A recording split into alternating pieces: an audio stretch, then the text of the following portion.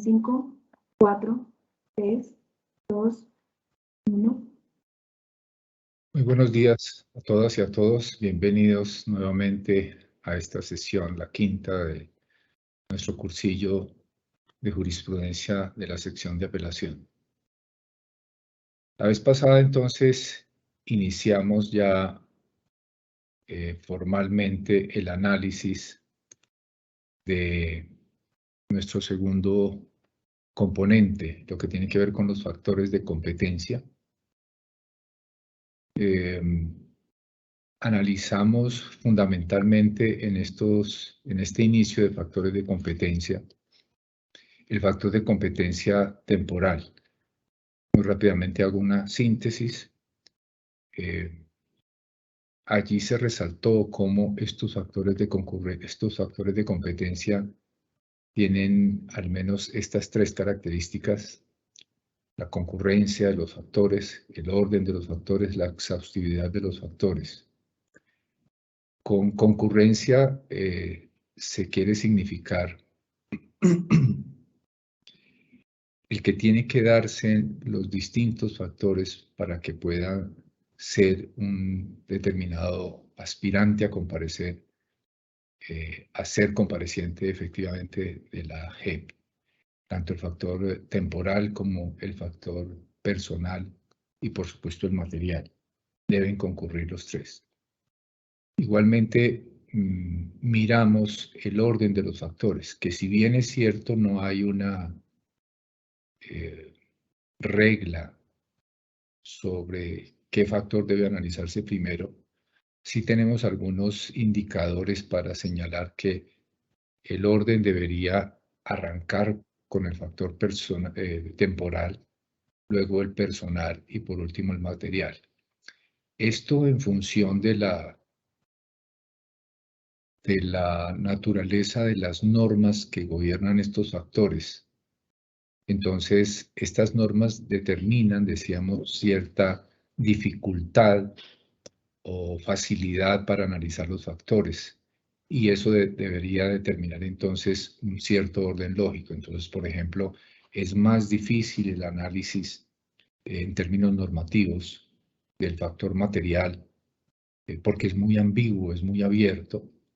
Es quizá menos difícil por ser más cerrado el factor personal, sobre el que hoy hablaremos también, y es mucho más cerrado, sin perjuicio de tener ciertas dificultades hermenéuticas en algunos puntos, pero en cualquier caso es más cerrado que los otros dos, en términos normativos, repito, el factor temporal. Entonces, por esa especie de grado de dificultad, digamos, de la normativa con la que se expresan estos factores, uno puede decir que ese orden debería arrancar por el temporal, luego por el personal y luego por el material. Sin perjuicio de que eventualmente, y hoy miraremos un par de ejemplos cuando se hable del factor temporal, que eventualmente convenga analizar primero un factor como el material para poder aclarar el personal. Excepcionalmente se puede dar esa condición y hoy la miraremos, pero en general el orden de esos factores debería ser el de temporal, el personal y el material.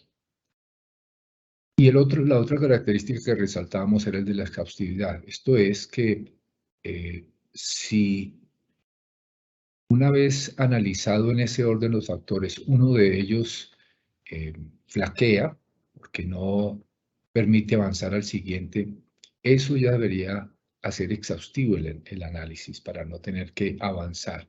Sobre eso decíamos que está muy asociado ese carácter de exhaustividad con un aspecto que tocamos en la parte general de la presentación del cursillo que tiene que ver con el obiter dicta. Y es que, por ejemplo, en una providencia en donde quede claro que la comisión del delito es con posterioridad al 1 de diciembre del 16, que es la fecha límite, como sabemos, para determinar la competencia temporal de la JEP. Se tiene claro que ocurrió con posterioridad, no tiene ningún sentido avanzar en otros factores. Y si se llegara a hacer en el análisis de otros factores, a veces se dice porque eso fue el objeto de apelación, porque para sobreabundar en argumentos, etc. Y lo hemos hecho, de hecho, en apelación. En todo caso, hay que tener mucho cuidado porque ese análisis adicional de paso, si se quiere, para fortalecer, en todo caso, no debe constituir precedente. Recuerden que ahí entonces el precedente tiene que estar atado a la situación específica del caso. Si la situación específica del caso, decíamos, tiene que ver con el factor temporal, las reflexiones sobre factor personal van a constituir la ratio decidente del caso, pero no otras, ni el material ni el personal. Entonces, por eso es mejor preservar esa exhaustividad y preservar entonces no avanzar en otros análisis hasta donde más se pueda.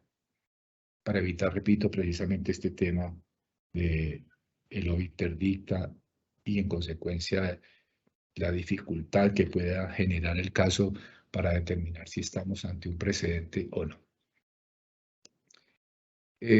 Y ya entramos entonces en el temporal. Muy rápidamente vuelvo a recordar algunos aspectos que mencionamos la vez pasada. Básicamente, pues allí hay dos reglas, ¿verdad? Una regla, decíamos, y una excepción, donde la regla es que la JEP conocerá de las conductas cometidas con anterioridad al 1 de diciembre. Esa es la regla general. Excepcionalmente, decíamos, puede conocer de asuntos que hayan ocurrido con posterioridad al 1 de diciembre, siguiendo esta última parte del artículo 5º transitorio, respecto de conductas relacionadas con el proceso de dejación de armas. Dice allí desde el 1 de diciembre hasta el momento en que finalice el proceso de extracción de armas por parte de Naciones Unidas. Más adelante entonces les muestro una providencia en donde creo que ya lo hice, de hecho la vez pasada, donde se fijan por parte de la sala, de la sección, estas fechas tomando en cuenta simplemente este mandato constitucional, que es Naciones Unidas el que habría fijado esa fecha. Nosotros lo que hacemos es traer ese dato para decir, esta es la fecha, 15 de junio, 17 de agosto, algo así, ahorita lo miramos. Entonces, ahí tenemos la regla y la excepción. Excepcionalmente se puede, después del 1 de diciembre, solamente unos 6 meses después, en realidad, que fue el momento de la entrega de armas y la extracción de armas. Me detengo en esa expresión que es importante. A partir de eso, decíamos, uno puede encontrar entonces distintos escenarios jurisprudenciales. El primero, el más obvio y en el que pues la jurisprudencia ahí no sería problemática, que son los hechos ocurridos antes del 1 de diciembre del 16. Allí, por supuesto, entonces concurren estos elementos que ya habíamos mirado de generales, ¿verdad? Estos anteriores de concurrencia, orden, exhaustividad, en este tipo de situaciones en donde aparece concurrencia, orden. De hecho, la exhaustividad es la que menos se haría notoria allí, ¿verdad? Porque basta con determinar que ocurrió antes del 1 de diciembre y entra en la competencia nuestra. El segundo escenario es el de los que también avanzamos en él, los hechos claramente ocurridos con posterioridad. Entonces, sería, digamos, la antípoda del anterior en cuanto que es fácil. Y ahí sí sobresale la característica de la exhaustividad que ya habíamos mencionado. Esto, y ya lo que había dicho, la relación de la exhaustividad con el obiter. Si definitivamente fue un caso ocurrido con posterioridad al 1 de diciembre, pues sale. tiene nada que ver y no debería avanzarse en otro análisis de los otros factores. El caso 3 es el mismo, caso 2, esto es después del 1 de diciembre, pero no advertidos en primera instancia. Entonces, allí mencionaba, bueno, iba mencionando, esto lo mencioné la vez pasada, con ocasión del escenario 2, ¿verdad? Cuando ocurre la conducta, perdón, un segundito, cuando ocurre la conducta después del 1 de diciembre del 2016, pues sencillamente no hay nada más que trabajar en el asunto. Lo mismo ocurre, decía, en el caso en que en la primera instancia no se haya advertido, entonces de manera oficiosa, es lo mismo que la anterior, pero lo destaqué para resaltar el tema de la oficiosidad, ¿verdad? En alguna ocasión venía en apelación un asunto por factor material y en primera instancia no se había advertido que en realidad, además del tema material, pues estaba claro que la conducta había ocurrido con posterioridad al 1 de diciembre. Entonces, a pesar de que no había sido objeto de apelación, repito, porque pues tampoco le interesaba, por supuesto, al recurrente allí, en apelación se advirtió que esto era el primer paso que habría que hacer y de manera oficiosa. Entonces, en vez de entrar en el material, de una vez se sacó por el temporal. Repito, es para destacar esa característica de la oficiosidad. Y luego el escenario 4, que es el del proceso de dejación de armas, que es la excepción. Allí hay algunas providencias en ese sentido. Por ejemplo, este auto 795, creo que por ahí vamos más o menos la vez pasada. Ahí ya empato con el avance que tenemos hoy. Este caso, perdón, si la segunda, no, esa oficial, es este. En este auto, el 795 de este año,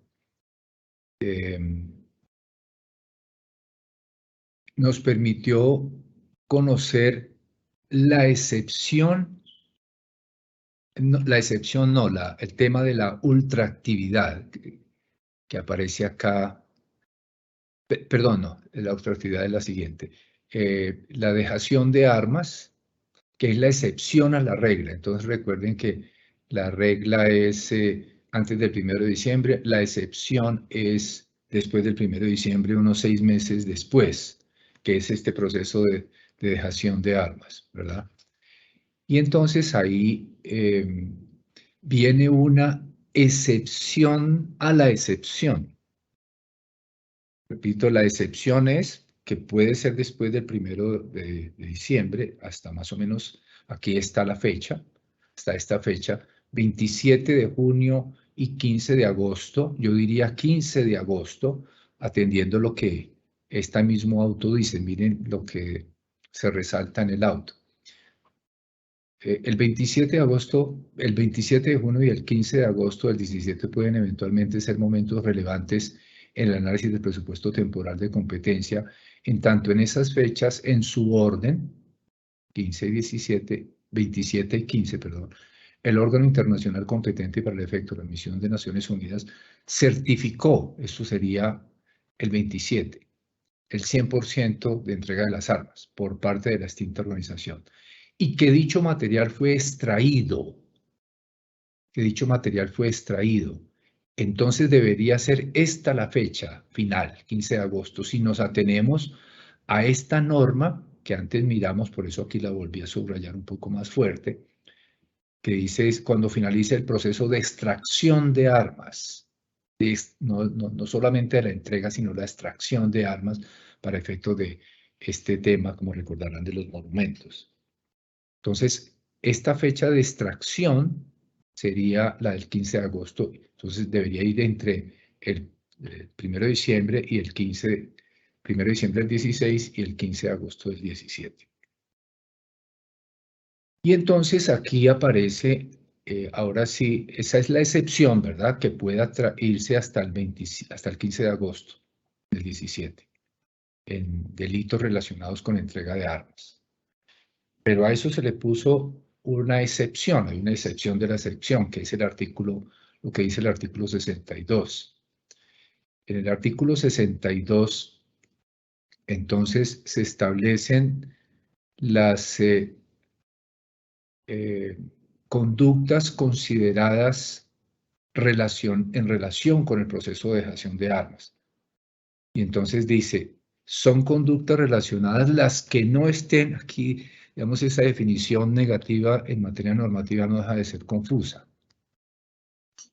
Entonces miren cómo en este artículo 62 de la LEGEP se establecen las normas, cuáles son las conductas que se consideran relacionadas con la dejación de armas. Entonces, la definición es todas, salvo las que estén en el artículo 23 de la 1820, esto es, las conductas no amnistiables. Entonces, estos delitos no amnistiables, entre otros, lesa humanidad, genocidio, todos estos que están en el Estatuto de Roma, pero también los delitos comunes que carecen de relación con la rebelión, ¿verdad? Esos delitos no amnistiables que están en este artículo 23 están por fuera o están por dentro de esa prohibición. Entonces, son conductas relacionadas con la dejación de armas, todas menos esas del 23, ¿verdad? Y entonces ahí hay que tener ese cuidado que dentro de los 6 meses excepcionales en los que se puede decir que es competencia de la JEP después del 1 de diciembre hasta el 15 de agosto, dijimos, hasta el 15 de agosto del 17. En todo caso, hay algunos delitos, algunas conductas que no, así se hayan cometido en esa excepción, están por fuera de la excepción, que son, repito, todos estos delitos no amnistiables y algunas otras conductas que no están allí, por ejemplo, el tráfico o porte de estupefacientes. El secuestro sí está con otra denominación, como recordarán, que es la de privación grave de la libertad y eso.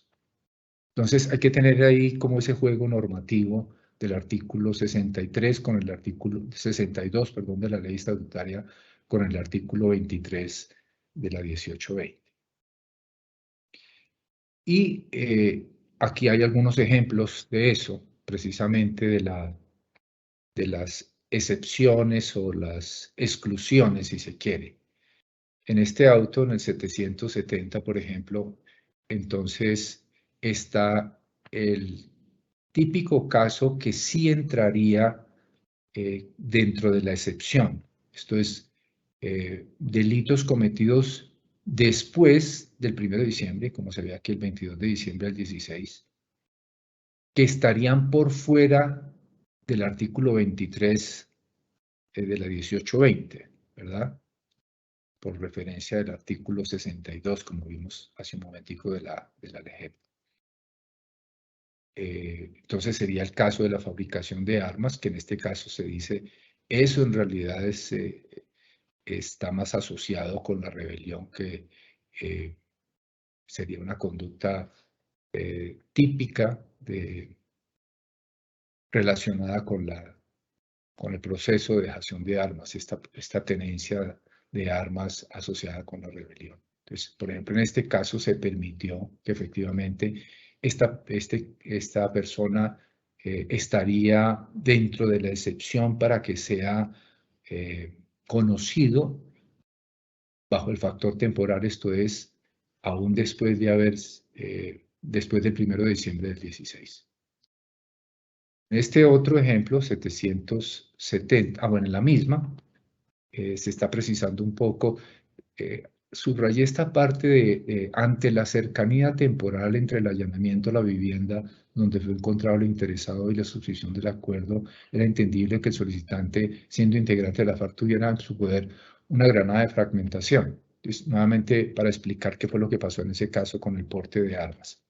Pero menciono este tema porque fueron muchos los casos en donde las personas, cuando sabían de esa excepción, entonces trataban de meter y asociar la cercanía de la comisión del delito durante esa fecha de la excepción. Entonces, por ejemplo, en este caso, alguien, el auto 235, la sentencia 235, alguien pues dijo, no, mire, eso fue ocurrido durante ese tiempo, muy cercano a esa excepción, al periodo de esa excepción, pero se le olvidó que estaba en curso precisamente en una de las conductas excluidas de esa excepción, que es precisamente el delito de secuestro, y por eso no podía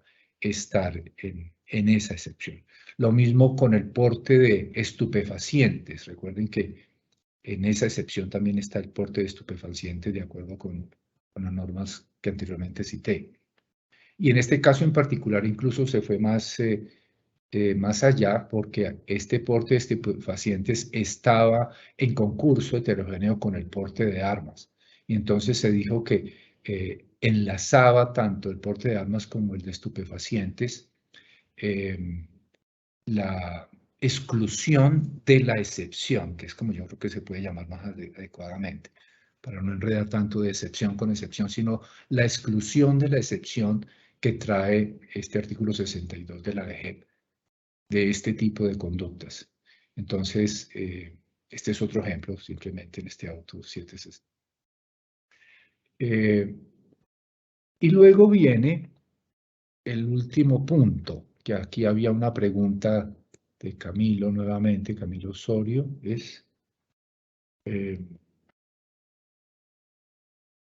y es que, vuelvo a la imagen anterior, recuerden cuando mencionamos acá, un momentico, miro bien la pregunta.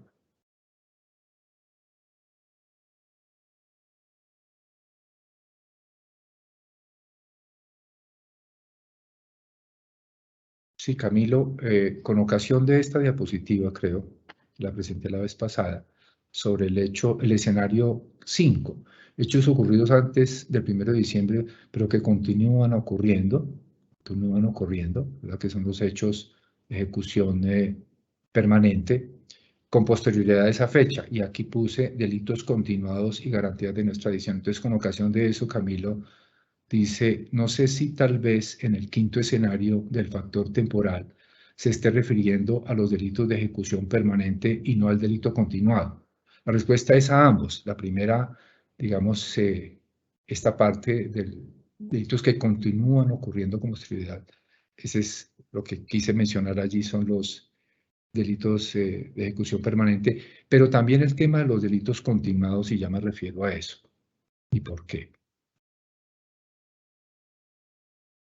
Entonces, en ese escenario quinto, mire este asunto, Camilo y pues, demás asistentes. En apelación en este auto se resolvió en el 707 un típico caso de delito continuado, en donde, y lo que hicimos fue básicamente ratificar lo decidido correctamente por la SAI en este punto, como muchas otras cosas, mucha de la jurisprudencia que nosotros sacamos y que estoy mostrando en realidad son ya ratificaciones de lo que han hecho las salas en realidad. Este es el caso de unas interceptaciones de comunicaciones, y entonces la defensa pretendía incluir dentro del, como digamos, el tema del factor temporal en esta ultraactividad para señalar que las interceptaciones que fueron detectadas con posterioridad al 1 de diciembre del 16, en realidad hacían parte, decía la defensa, de un esfuerzo contrainsurgente de vieja data, tal como lo subrayo aquí, ¿verdad? Se desarrollaron como parte de un esfuerzo contrainsurgente de vieja data. Y entonces, para señalar con esto que era un delito continuado, esto es que habría habido interceptaciones antes del 1 de diciembre y habría habido otras interceptaciones con posterioridad al 1 de diciembre para con eso señalar que habría un delito continuado, ¿verdad? Y entonces que sí sería por esa razón, estaría cobijado por esa ultraactividad, por así decir, del factor temporal. Pero entonces aquí se detectó que eso no era tal. Pero ese sería típicamente el escenario en donde podríamos hablar de el factor temporal asociado a delitos continuados, como cuando, repito, se comete la conducta, de este tipo de conducta, este es un buen ejemplo, interceptación antes del 1 de diciembre e interceptación después. Pero si hay la exigencia del delito continuado que no se dio acá, y esa exigencia es esto que ha llamado la Corte el dolo unitario, es decir, un plan único y homogéneo que cohesione las infracciones.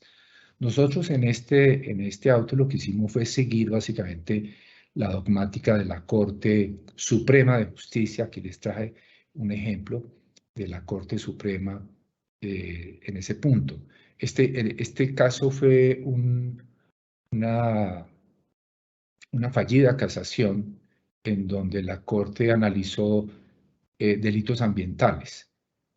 Allí se habían cometido distintas conductas relacionadas con el mismo, por eso subrayé esto, porque eso yo creo que ayuda a entender mejor la idea del delito continuado, cobijadas por el mismo bien jurídico, no necesariamente con la misma conducta. Pueden ser, como dice acá un poco más arriba, y lo podríamos aquí resaltar igualmente, preceptos penales,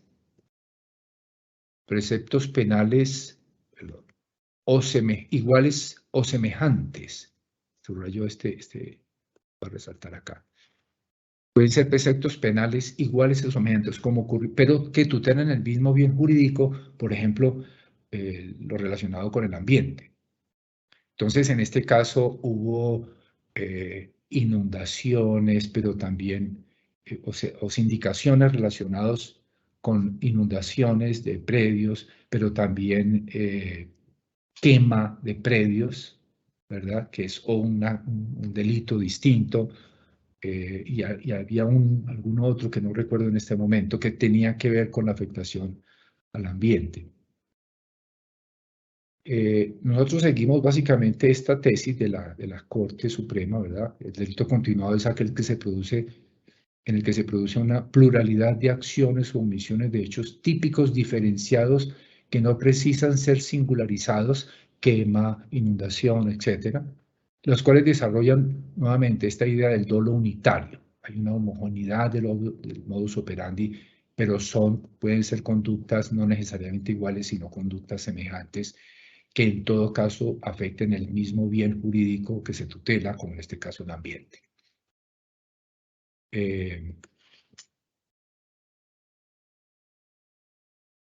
Y luego sí, por supuesto, los casos de los delitos de ejecución permanente, la que es más fácil el entendimiento de la ultraactividad de la norma. Esto es que a pesar de tener prohibición de aplicación de una norma después de cierta fecha, en todo caso, excepcionalmente se puede aplicar esa normativa, como sería el caso de los delitos de ejecución permanente. Entonces, digamos, los beneficios del sistema que están previstos para ser aplicados antes del 1 de diciembre pueden ser aplicados ultraactivamente en términos excepcionales para casos ocurridos con ocasión de esta denominación de delitos de ejecución permanente, como por ejemplo este caso en la 770, el ejemplo de la fabricación, porte o tenencia de armas que habría ocurrido, ya lo había mencionado para otros efectos esta providencia, habría ocurrido asociada con el delito de rebelión. Se puede entender que es un delito de ejecución permanente. O por ejemplo, el del secuestro es mucho más inteligible, ¿verdad? El caso del secuestro como un delito de ejecución permanente. En este caso, de manera interesante, se quería hacer valer, por ejemplo, este caso ocurrió el secuestro en enero del 17 y luego ocurrió el rescate ese mismo fin de mes, 29 de enero, por el Gaula. Entonces la persona quería hacer valer que habría delito continuado porque si bien se ejecutó en enero del 17, él había estado preparando entonces desde antes del 1 de diciembre del 16 el secuestro. Y entonces aquí también trayendo la dogmática penal, se mencionó que los actos preparatorios de este tipo de conductas no son punibles, salvo que constituyan en sí mismo un delito autónomo. Entonces, pues claramente estaba por fuera del término este tipo de delito. Y finalmente está el caso del factor temporal asociado con la garantía de no extradición. Recuerden que allí en el artículo 19 constitucional transitorio se le atribuye la función a la sección de revisión de la fecha, ¿no? Y entonces este es el texto que la sección evaluará la conducta para determinar la fecha. Por eso este tema de fecha está, por supuesto, asociado con el factor temporal de competencia en la JEP. Debe la sección de revisión en primera instancia determinar la fecha precisa de la realización, a efectos de saber si fue antes o después del 2016. En esto, pues la Corte Constitucional, en esta sentencia del 2019, volvió a referir más o menos lo que hemos dicho, esto es que la garantía de no extradición se hace efectiva a todo lo ocurrido antes del 1 de diciembre, ¿verdad? Pero también excepcionalmente durante los 6 meses siguientes, 7 meses siguientes en relación con el tema de la fecha de dejación de armas, el proceso de dejación de armas. Y agrega igualmente el caso de los delitos de ejecución permanente, delitos permanentes, lo llama la Corte. Y entonces ahí viene todo este tema de la discusión del momento de la ejecución permanente. Y ahí nosotros tuvimos un caso, bueno, aquí normalmente este tema de la garantía de no extradición, hasta ahora por lo menos, ha venido asociado con el delito de concierto de conspiración en Estados Unidos, que se ha entendido como de carácter permanente, ¿verdad?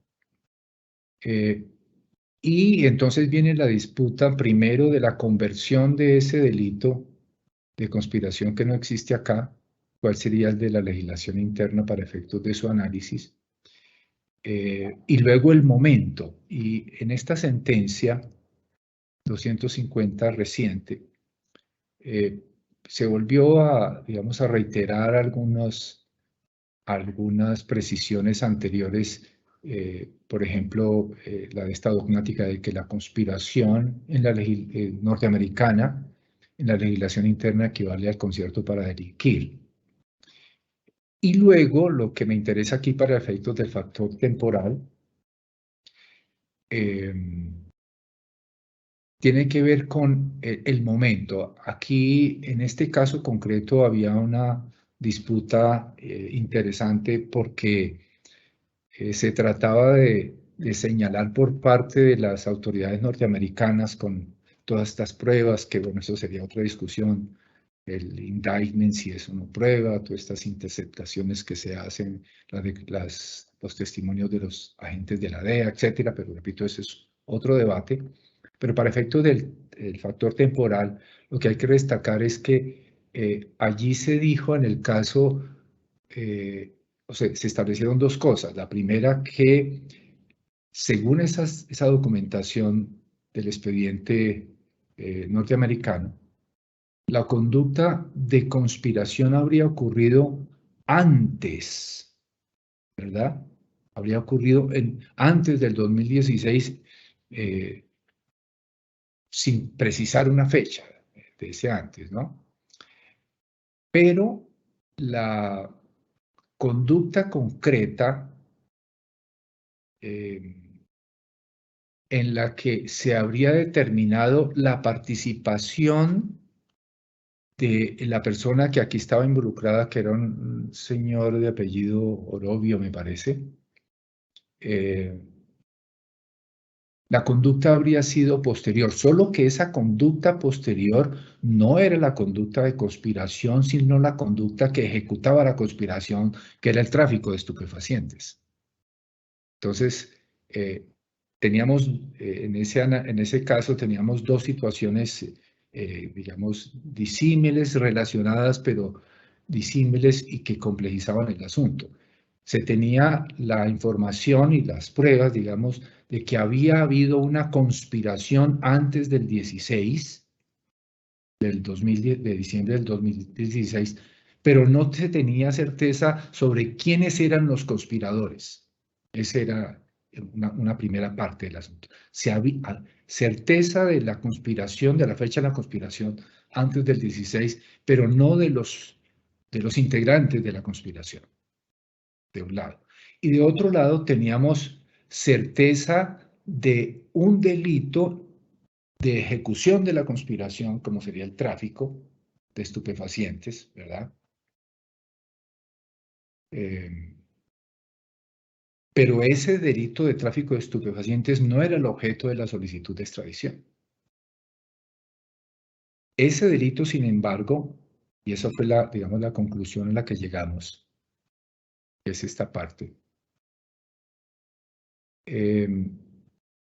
debía servir en todo caso como prueba de la inserción de esa persona en la conspiración, que es un poco lo que se quiere precisar aquí en este rojito. Si bien debe distinguirse la conspiración de los delitos de la misma, eso es claro, y eso ya se había dicho antes, no hay que confundir la conspiración con los delitos objeto de la conspiración, como por ejemplo en este caso el tráfico de estupefacientes. Eso está claro y se había dicho antes. La prueba de estos, o sea, la prueba de estos delitos, como el delito de tráfico, también sirve para probar aquellos a falta de otra forma de demostración.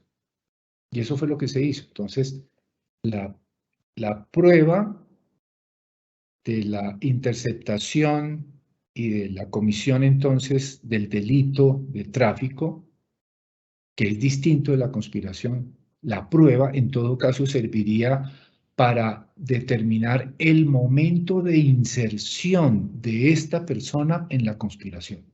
Porque recuerden que, como señalé, se sabía que había una conspiración antes del 2016, de diciembre del 2016, pero no quiénes la integraban.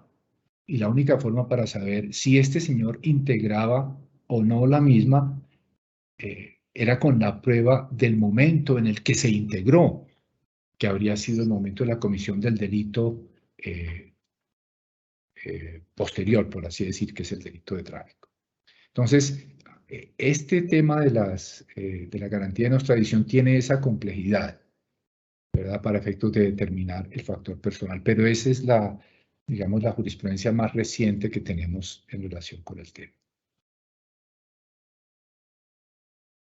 Bueno, aquí hay una jurisprudencia de la Sala Penal de la Corte igualmente, en donde se precisa que el delito de concierto para delinquir, que como ya hemos visto, tiene que ver es el equivalente al delito de conspiración, ¿verdad?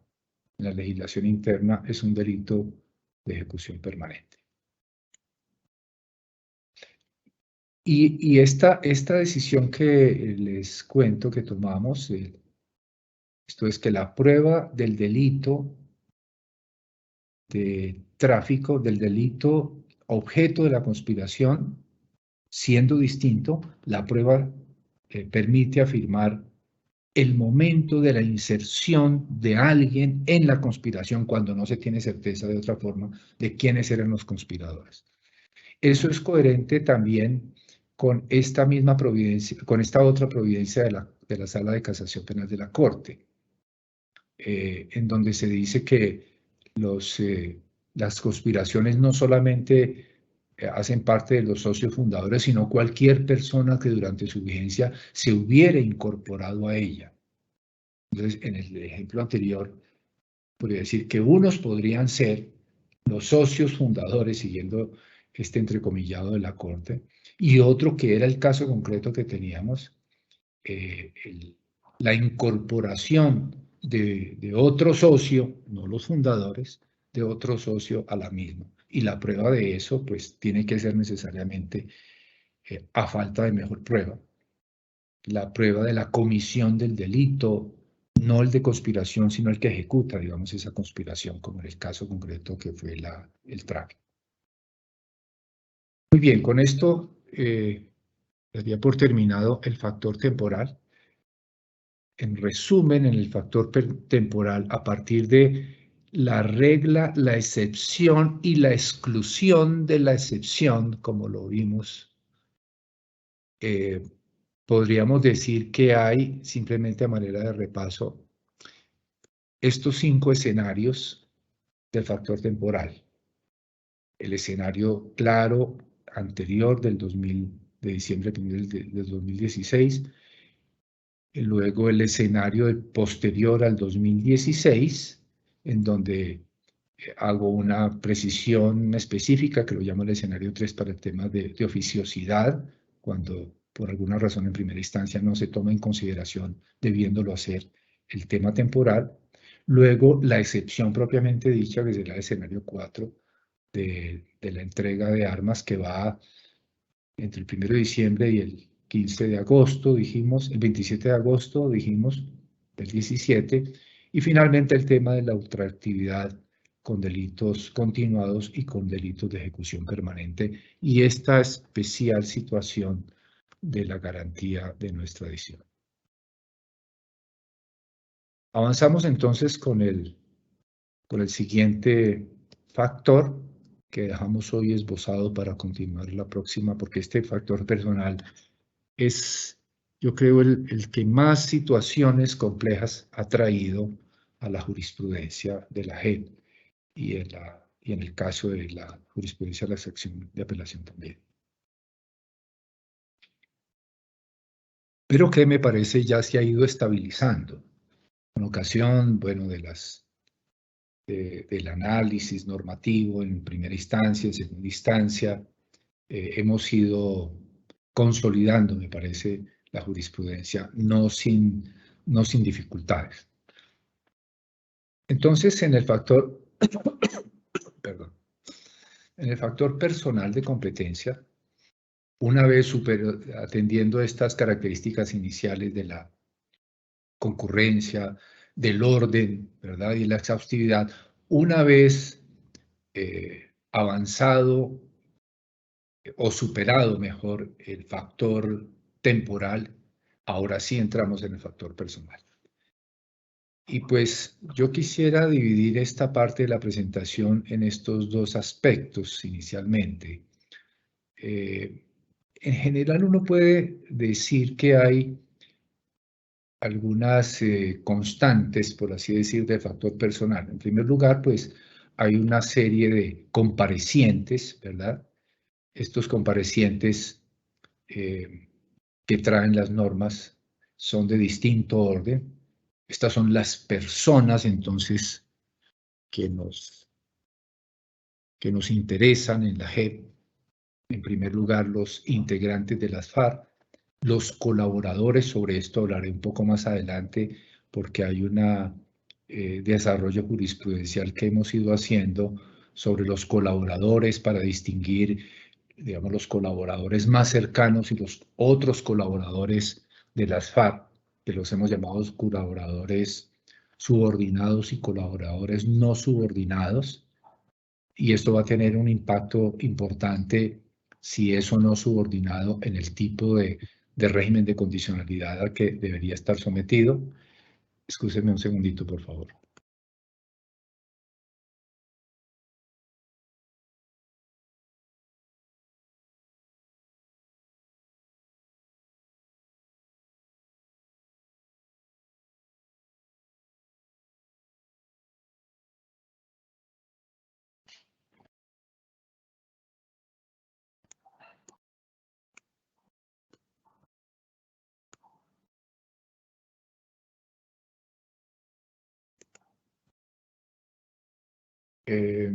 Entonces, ese es un tema que quiero dedicarle un espacio especial en su momento, esta distinción entre colaborador subordinado y no subordinado de las FARC. Por supuesto, los miembros de la fuerza pública, como saben, esto divide claramente una de las competencias en las salas, entre la sala de definición y la SAI.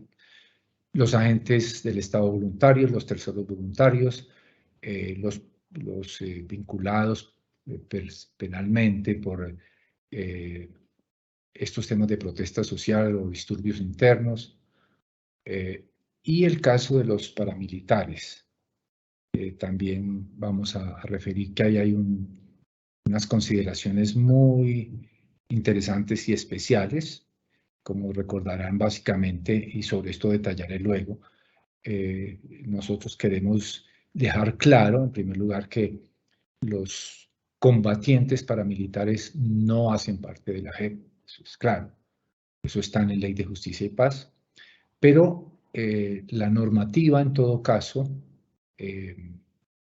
siguiendo el Acuerdo Final de Paz, tiene excepciones a eso, y es que es posible que algunos paramilitares que tengan que ver con financiamiento de grupos paramilitares, ¿verdad? Colaboraciones en ese sentido, no militantes, no combatientes en estricto sentido, sí pueden ser objeto de competencia personal de la JEP, de competencia de la JEP por factor personal. Entonces, el punto es ahí aquellos que han sido una y otra cosa, y en qué momento, y ahí hemos hecho algún esclarecimiento en la jurisprudencia, no sin dificultad, que lo miraremos en su oportunidad. Entonces, hay un universo, por supuesto, de personas que son los que típicamente cumplirían el factor personal, como los guerrilleros, como los miembros de la fuerza pública, los terceros voluntarios, los agentes del Estado, otros que no tanto, que entonces vienen distintas complejidades en relación con los colaboradores, en relación con los paramilitares. Y hay otro que me faltó acá, que lo vamos a ver también, que se no tiene dificultad, que es el caso de los disidentes.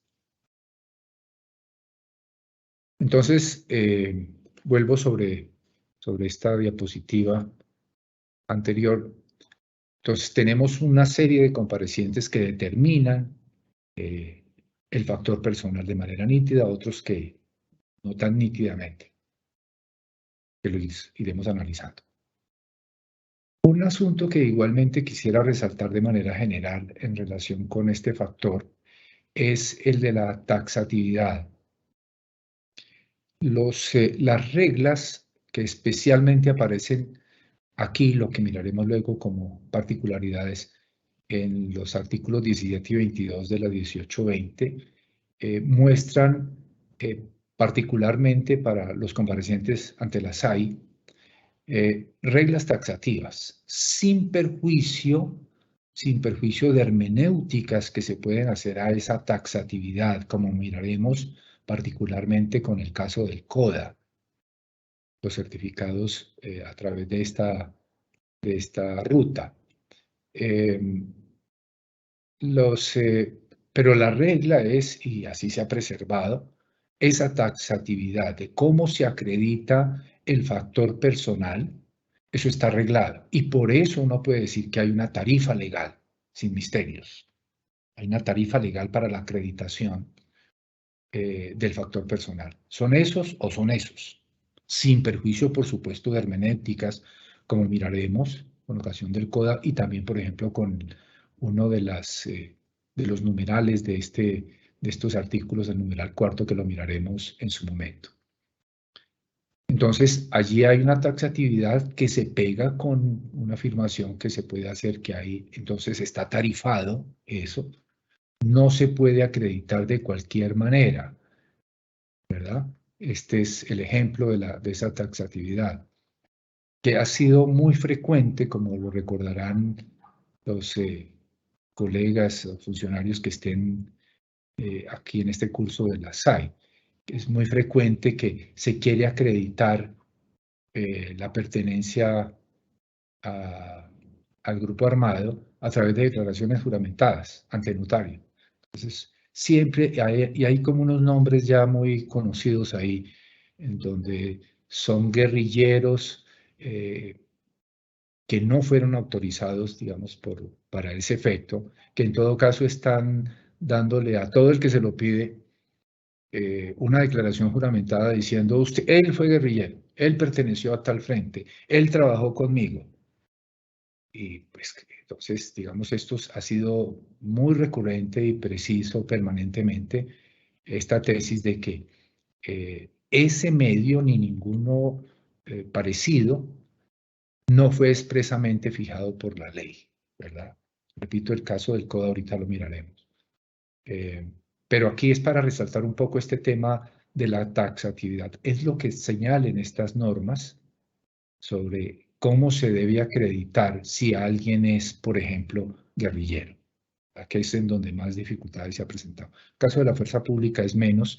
Hay algunos temas sobre colaboraciones, pero son más excepcionales. A veces, por esta degradación de la guerra, resultaban a veces presentándose como de la fuerza pública, a veces presentándose como de la guerrilla, a veces como del paramilitarismo. Bueno, pero la regla general es esa. Entonces, preservamos, repito, la fuerza de la taxatividad para el efecto. Y el otro aspecto general que me parece importante destacar allí es que con ocasión, aquí es donde se ve particularmente en algunos casos excepcionales que espero alcanzar a enunciar rápidamente hoy, se puede alterar el orden de los factores. Entonces resulta finalmente por estos avatares que hemos ido padeciendo en la SAI especialmente y en sección de apelación, pero más la SAI, con la oficina del Alto Comisionado para la Paz encargado de hacer las acreditaciones.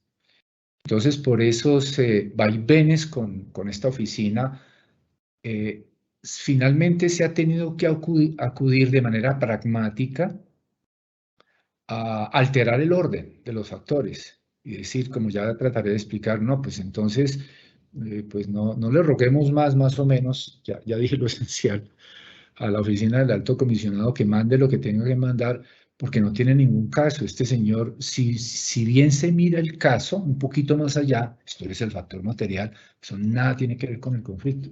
Entonces, así lo certificaran, en todo caso, pues no lo vamos a tener acá. Y eso ha llevado, repito, pero ha sido un poco esa dinámica, ¿no? Particularmente con la oficina del Alto Comisionado, lo que ha llevado a que eventualmente, y está bien por razones pragmáticas, repito, alterar el orden de los actores. Y entonces casi que saltarse el personal para decir, pero ¿para qué seguimos mirando si eso no de las FARC cuando en realidad ese delito no tiene nada que ver con el conflicto? Es un hurto de unos tenis, como pasó por ahí con algún caso.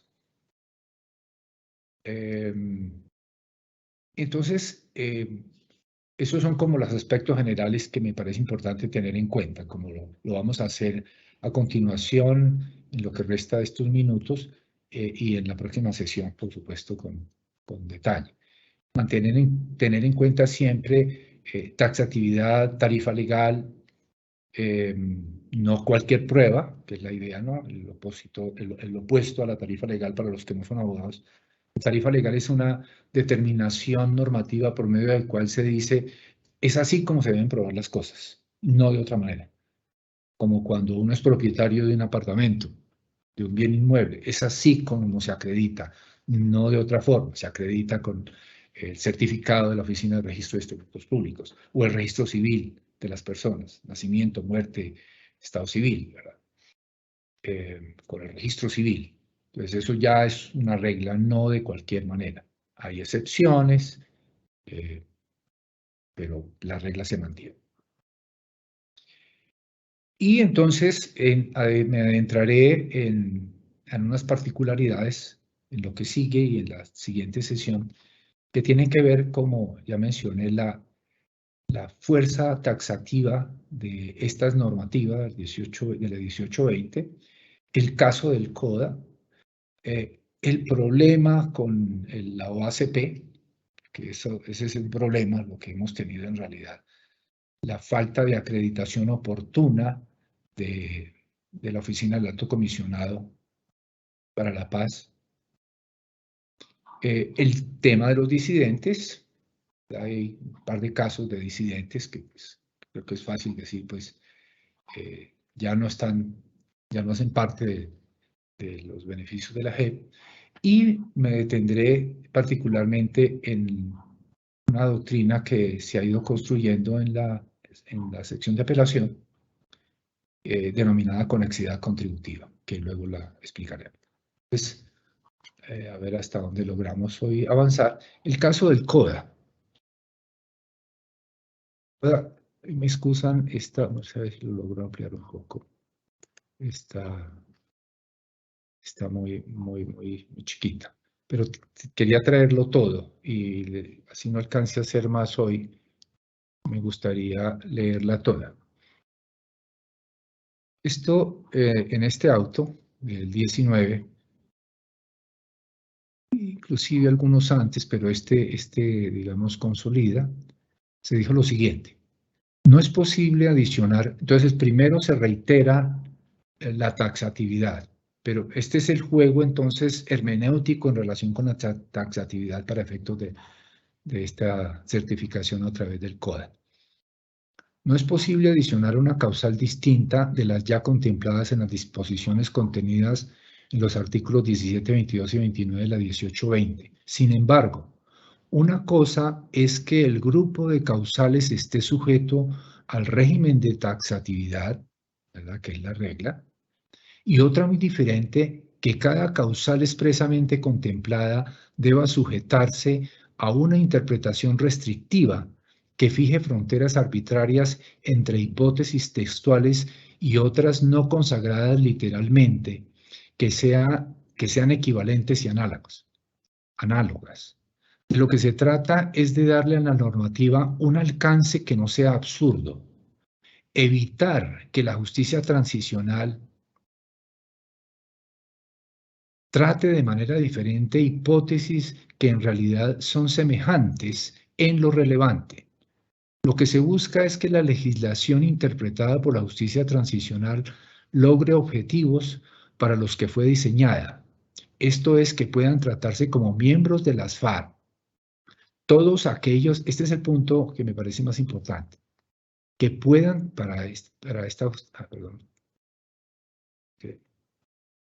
que no puedo hacer lo que el subrayado, así ampliado. Pero este es el punto. Lo que se busca es que que puedan tratarse como miembros de las FARC todos aquellos que en verdad lo fueron.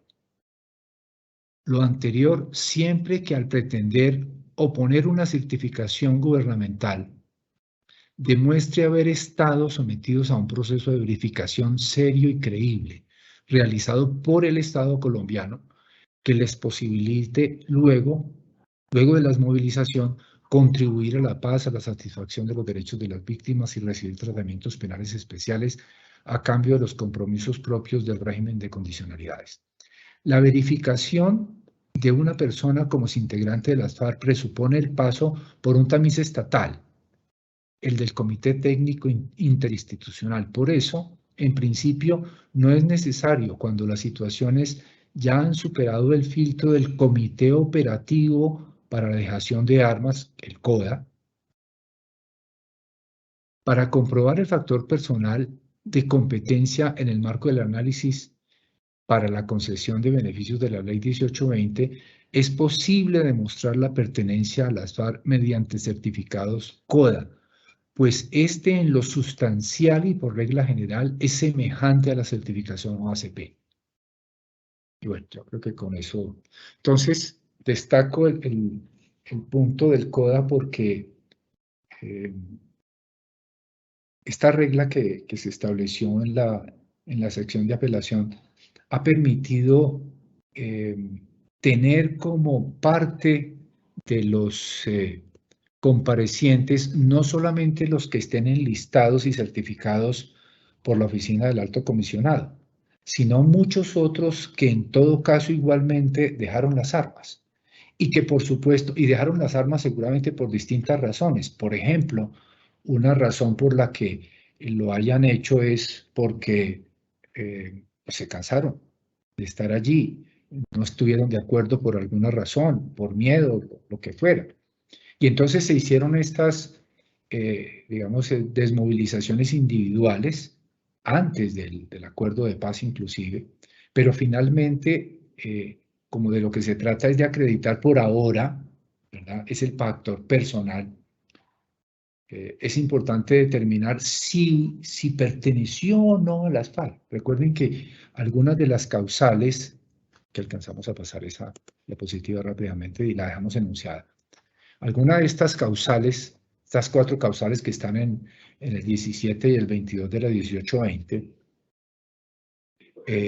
hablan de quienes hayan estado procesados, investigados eh, eh, o condenados, ¿verdad? Y esta es, digamos, si está permitido esta otra forma de acreditación de pertenencia a las FARC, una, digamos, mucho más cercana a la OACP, a la certificación que hace la OACP, pues esa otra certificación también gubernamental, que es este Comité Operativo de Dejación de Armas. Y entonces, repito, ahí se trata es por ahora del personal. Eso no quiere decir, pues, que todos los CODAD ni todos los OACP, como ya lo sabemos bien, vayan a entrar a la JEP. Falta por concurrencia el otro factor que es el material. Pero para acreditar el personal, entonces también puede ser el caso esta otra certificación oficial. En la próxima sesión vamos a detallar entonces 2 de los escenarios más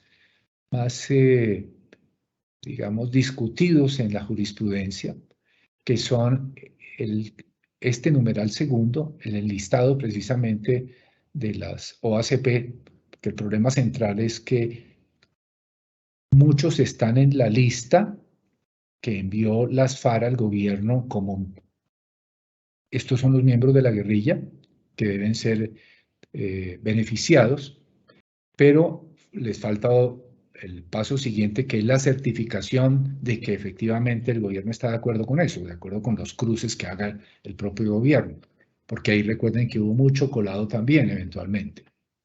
Entonces, ni están todos los que son, ni son todos los que están.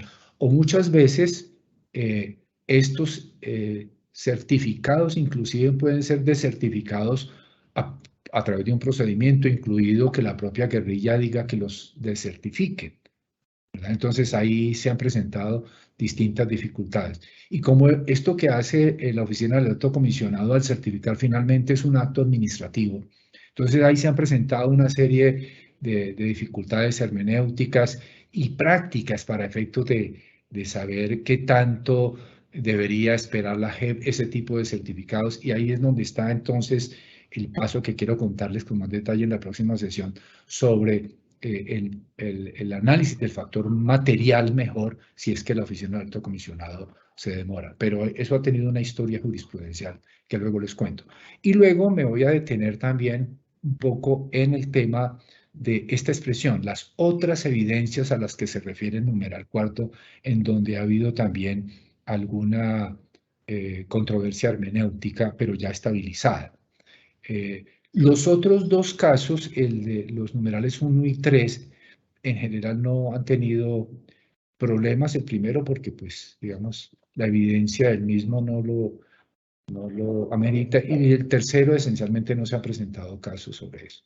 Entonces, vamos a detenernos sobre estos 2 asuntos para avanzar en la próxima sesión sobre el factor personal. Les agradezco mucho su participación y paciencia en esta presentación. Les deseo resto de día productivo y de semana productiva. Muchas gracias.